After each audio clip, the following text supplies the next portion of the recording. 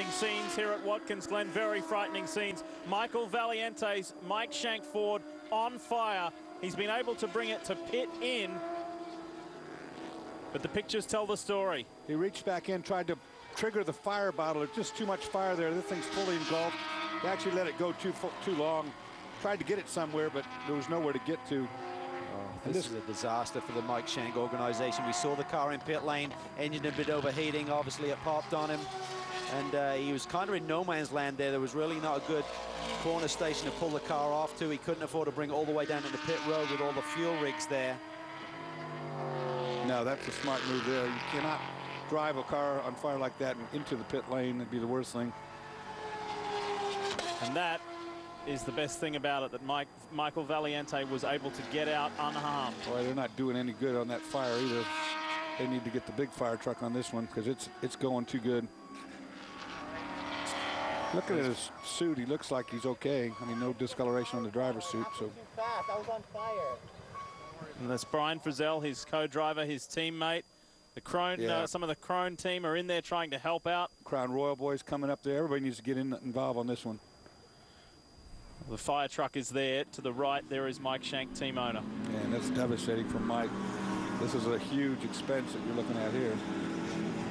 Heading to his home race at Mid-Ohio in 2 weeks' time.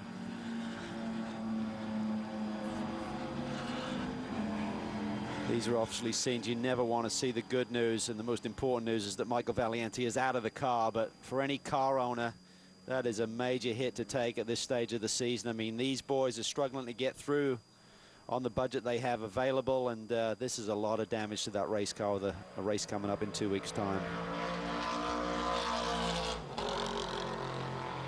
You know, here's where it first starts. I think it probably, I don't know if it was a blown engine. I think the car's still running right now, but it's fully on fire underneath. Michael's trying to find a fire truck or a fire station that he wants to pull over to and try to get the car put out, and he's looking around. That's why he's continuing to drive like that. The bad news is that he's not finding anything, and the fire just is getting worse and worse because it's being fed by, I would assume that's being fed by oil.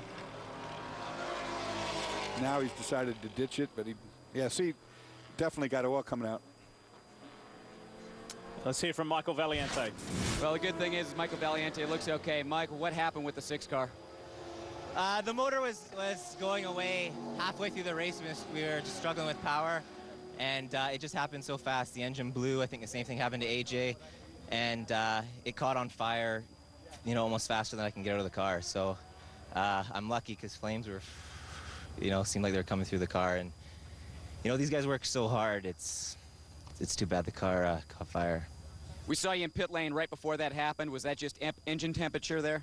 I lost my dash, and the engine, you know, ever since the start of the race, we ran pretty strong there, and then it just started diving once Brian got in the car. And I didn't know, and I don't know if they had telemetry or not. They called me in, and it just blew. It just went so fast that nothing I could do. Well, most importantly, Michael Valiante is okay. All the safety systems in the car worked. However, that car, you can see, it really burned down to the ground there. You can see the distress on Michael's face. That is not a situation any driver wants to be in. And once again, these final stages. And this is a double hit for this team, for Mike Shank Racing, because this car was crashed heavily earlier in the weekend, did damage to the rear of the car, the gearbox, etc. And now this is a horrible way to finish this 6-hour endurance classic.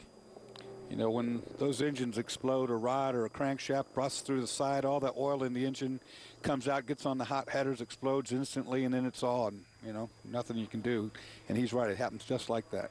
To the man behind the name, here's Mike Shank.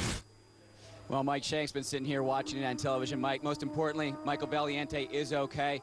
But a hit like this to your team, especially you've got your most important race coming up here in 2 weeks. Are you guys going to be on the racetrack when we get to Mid-Ohio? I have no idea. I have no idea. The best thing is that Mike's okay. It's metal, it's carbon, it's a motor. You know, we can put it back together, and we'll see what we can do. We'll try to be at Mid-Ohio.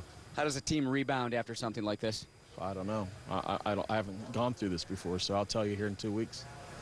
Well, you can really see the emotion there on Mike's face. He puts everything into this team. So often we see them doing so well, but obviously this is going to be a struggle getting him in Ohio. That 2 weeks is going to feel like 2 days. Well, and we know what happened now. We saw this before. When the SunTrust lost their car, every team now will chip in. They'll all come over and look at this. They'll offer parts. They'll offer support. They'll do anything they can for Mike Shank to be able to get him to that race in 2 weeks. We talk a lot about the rivalries and the intense competition.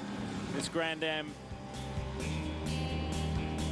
family is just that. And it'll dig in to ensure that Mike Shank is at Mid-Ohio.